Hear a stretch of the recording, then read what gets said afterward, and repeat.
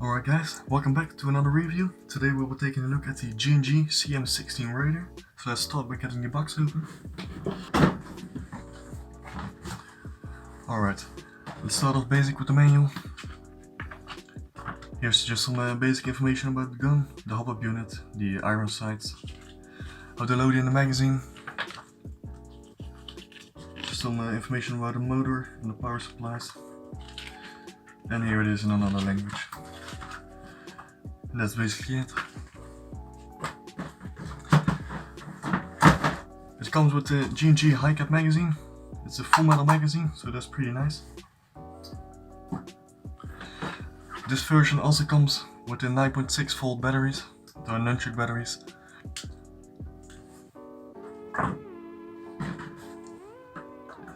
Now, let's get to the gun itself. Alright guys, so here it is, the G&G CM16 Raider. The gun itself was fully constructed out of enforced polymer, with an exception of the rear armament sight, the charging handle and the sling points. Also some of the internals are of course made out of metal. But let's start by checking out the trademarks.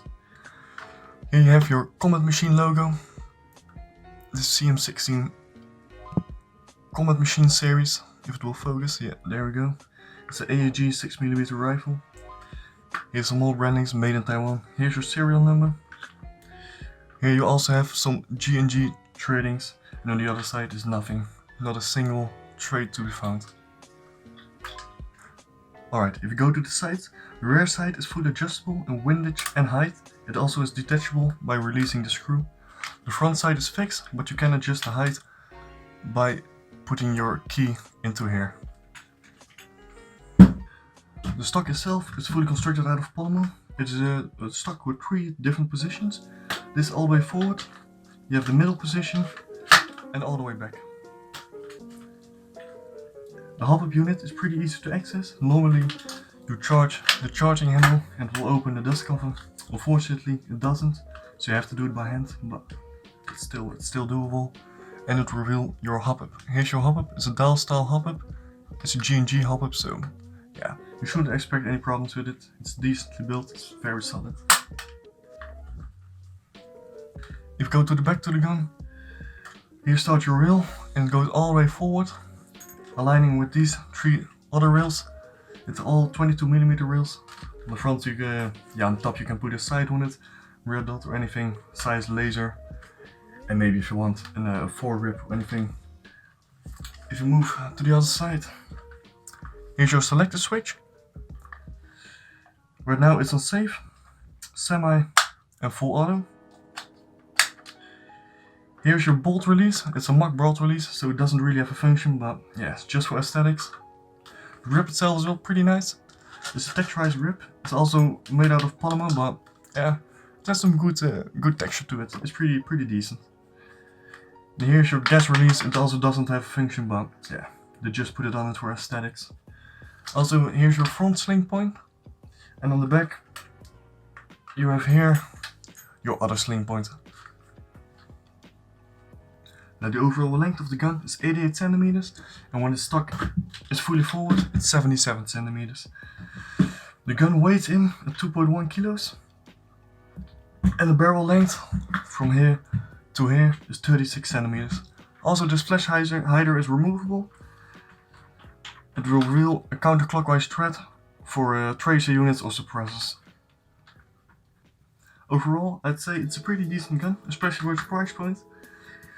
It comes in around 160 to 180 euros, depending on where you get it or where you live, but that's the average price range. It has a real solid feel to it, nothing too wobbly or shaky or anything like that. Also, the feeds really well. It shoots very decent and accurate. To the chrono it comes in at 1.1 joules and 340 FPS, so that's perfect for indoor games or your field limits or where you are. And one thing I think I didn't cover yet is the battery compartment. The battery compartment goes here in the stock and is removable or accessible by compressing this button and this button over here.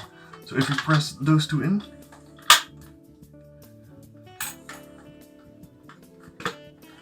it will reveal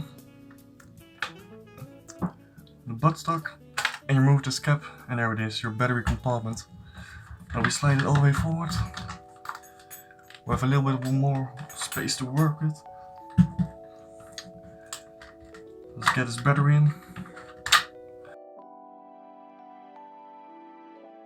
Alright, now so that you have your batteries in, you can connect these Tamiya connectors together. And now it's ready to go. So let's take a listen to how it sounds. Let's put it on semi-auto.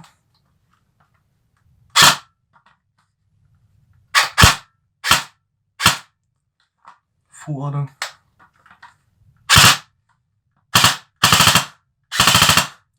That sounds decent, Nothing too crazy, it's not too loud. Especially indoors in this little room, it's nothing too crazy. So yeah, that's basically it. Alright, so my final thoughts. I think it's a really decent gun, especially for a price point.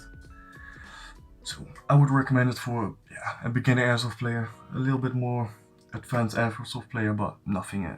If you're an expert or something, don't go with this. You know what I'm talking about. Alright, thank you guys for watching. I hope you liked this review. If you did, please consider subscribing and liking the video, and I'll see you in the next.